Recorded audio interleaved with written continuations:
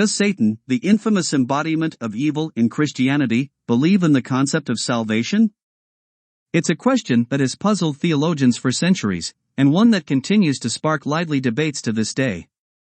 In this piece, we'll explore this fascinating topic and shed light on what different schools of thought have to say about it. To begin with, let's take a closer look at what we mean by the concept of salvation in Christianity.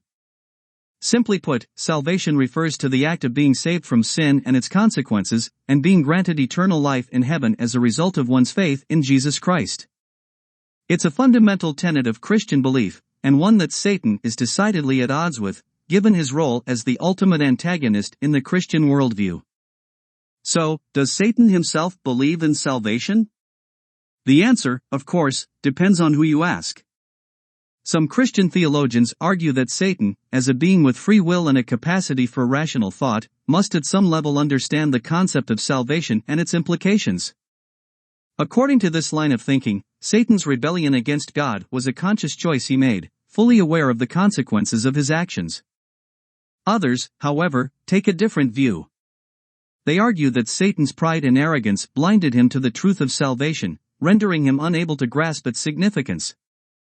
In this view, Satan is seen as a tragic figure, doomed to eternal damnation not because he rejected salvation, but because he was unable to understand it in the first place.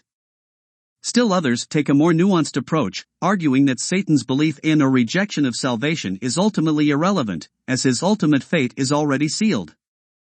In this view, Satan's rebellion against God was not a matter of choice, but rather a natural consequence of his fallen nature.